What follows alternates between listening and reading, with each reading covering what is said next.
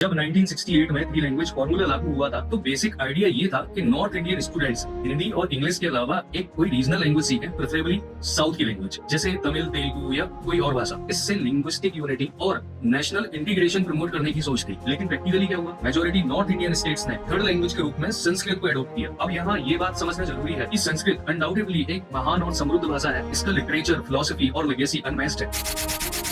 लेकिन ये भी सच है कि संस्कृत और हिंदी दोनों इंडो आर्यन लैंग्वेज फैमिली से बिलोंग करती है, जिसका मतलब है उनका ग्रामर, स्क्रिप्ट और बेसिक स्ट्रक्चर हिंदी स्पीकर्स के लिए काफी फेमिलियर होता है। तो लोगों ने संस्कृत को एडॉप्ट करने के लिए ज्यादा रेजिस्टेंस नहीं दिखाया, क्योंकि उसको सीखना रिलेटिवली आसान था। आपको याद होगा कि हमने 6 to 10 संस्कृत पढ़ी है, तो इसी पॉलिसी के तहत पढ़ी। लेकिन अगर हम साउथ इंडिया और नॉर्थ ईस्ट की बात करें तो वहाँ की मेजर भाषाएं तमिल, तेलुगु, कन्नड़ा, मलयालम, मणिपुरी, बोडो और भी कई भाषाएं द्रविडियन या टिबेटो बर्मन लैंग्वेज फैमिली से आती है। इनका स्ट्रक्चर, फोनेटिक्स और वोकेबुलरी इंडो आर्यन भाषाओं से बिल्कुल अलग होता है। इसलिए जब साउथ इंडियन स्टूडेंट्स को हिंदी सीखने के लिए कहा गया तो उनके लिए वो कम्प्लीटली एक डिफरेंट और अनफेमिलियर सिस्टम था, जिसे एडॉप्ट करना चैलेंजिंग था। और इसी लिंग्विस्टिक गैप की वजह से एक इमोशनल रेजिस्टेंस डेवलप हुआ। तो जब नॉर्थ इंडियन स्टेट्स ने अपने कंफर्ट जोन में रहकर संस्कृत को सिलेक्ट किया, जो हिंदी जैसी लगती है, और साउथ इंडिया से एक्सपेक्ट किया गया कि वो भी हिंदी सीखा है, तो ये असिमेट्रिकल एक्सपेक्टेशन बन गया। ये इम्बैलेंस आज भी लिंग्विस्टिक पॉलिटिक्स में दिखता है, जहां साउथ इंडिया या नॉर्थ ईस्टर्न स्टेट्स बाइलिंगुअल या ट्राइलिंगुअल होते हुए भी हिंदी इंपोजिशन के खिलाफ प्रोटेस्ट करते हैं, जबकि नॉर्थ इंडिया ने रियरली किसी और इंडियन भाषा को एडॉप्ट किया। तो पॉलिसी या तो सही नहीं बनी, और अगर सही बनी तो उसे सही से इम्प्लीमेंट नहीं किया गया।